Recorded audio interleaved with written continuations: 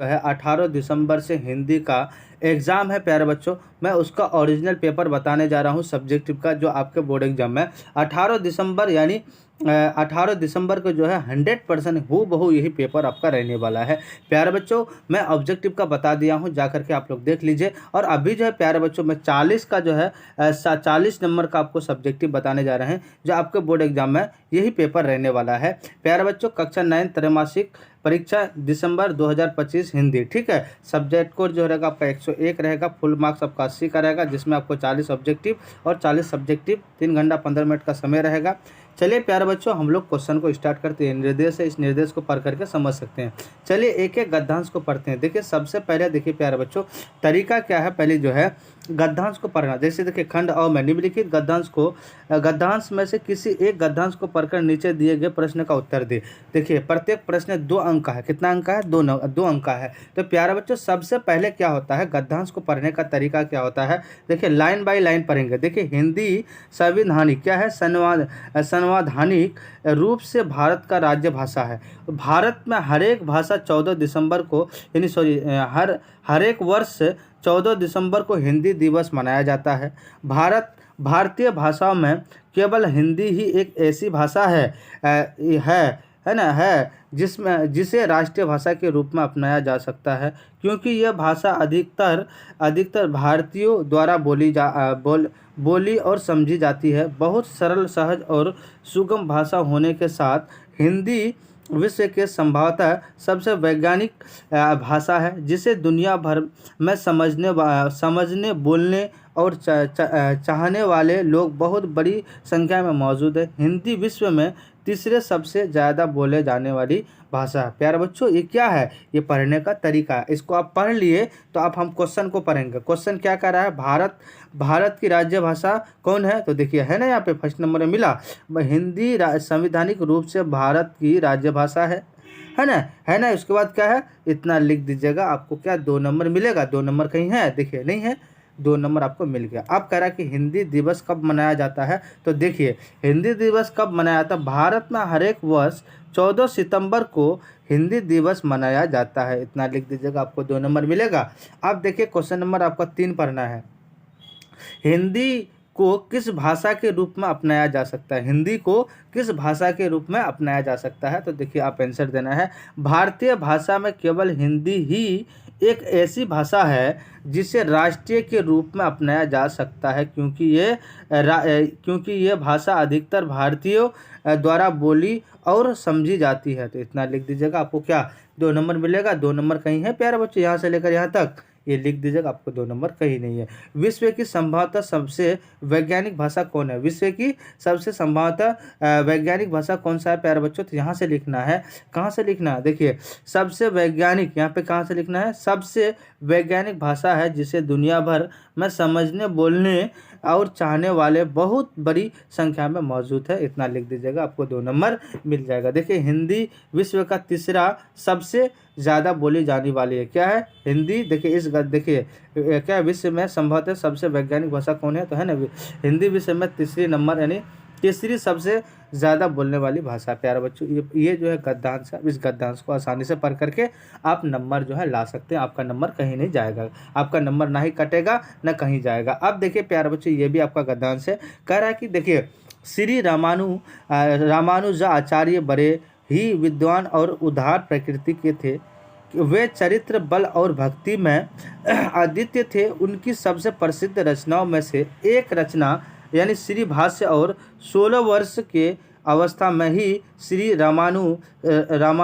रामानुज आचार्य सभी वेदों और शास्त्रों का ज्ञान अर्जित कर लिए थे, ठीक है। देखिए आप कह रहा है कि प्यारे बच्चों क्वेश्चन कह रहा है, ये तो पूरे पढ़िएगा ही आप लोग, मैं से पढ़ लिया, आप लोग पढ़ लीजिएगा पूरे, ठीक है। आप देखिए क्वेश्चन कहता है श्री रामानुज आचार्य किस प्रकृति के थे, तो देखिए श्री रामानुज बड़े ही विद्वान और उदार प्रकृति के थे। इतना लिख दीजिएगा, आपको 2 नंबर मिलेगा। कहीं गया 2 नंबर नहीं गया।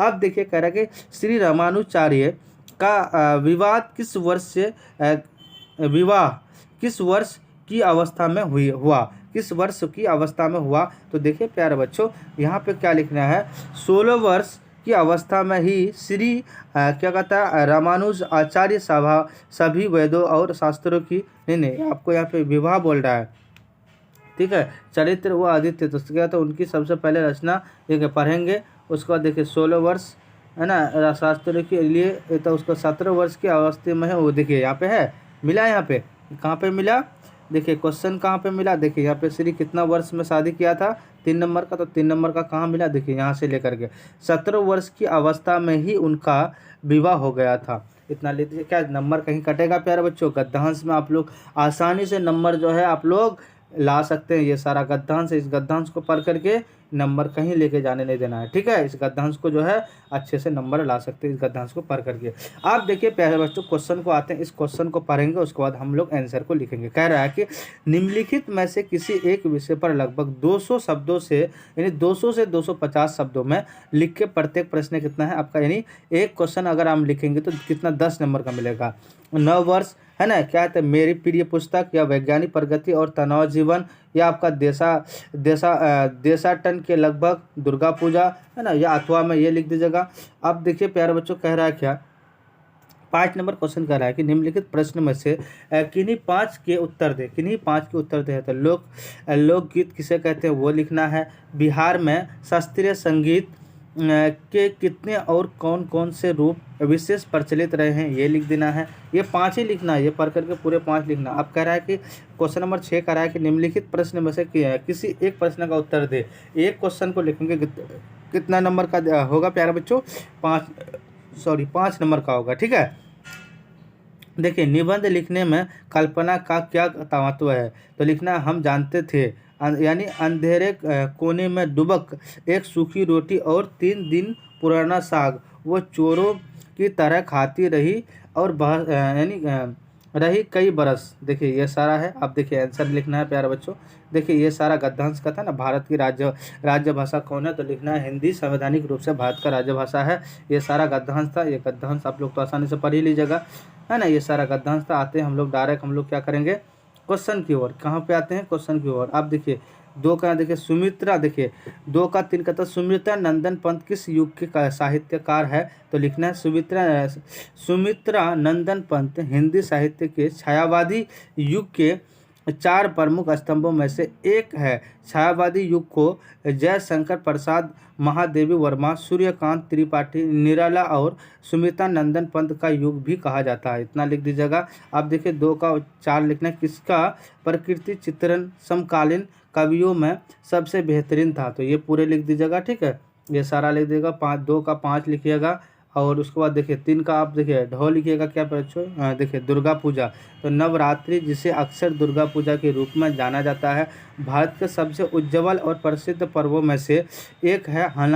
हालांकि यह पूरे देश में मनाया जाता है लेकिन बंगालियों में इसके प्रति एक यानी अनोखा लगाव, अनोखा मतलब क्या होता है प्यारे बच्चों, एक अलग तरीका से है। इस 10 दिवसीय उत्सव में माँ देवी दुर्गा का सम्मान किया जाता है जो बुराई और अच्छाई की जीत प्रतीक है, ठीक है। ये पूरे लिख दीजिएगा, आपको 10 नंबर मिल जाएगा। ये पूरे जो है मैं हल्का हल्का करके स्क्रॉल करता हूँ, आप देख लीजिएगा, आपको 10 नंबर मिल जाएगा। अब प्यारे बच्चों कह रहा है कि 4 नंबर क्वेश्चन का बढ़ती हुई महंगाई पर 2 छात्रों के बीच के संवाद को लिखे। देखिए लिखना है बढ़ती महंगाई पर 2 छात्रों के बीच संवाद इस तरह से हो सकता है, ठीक है।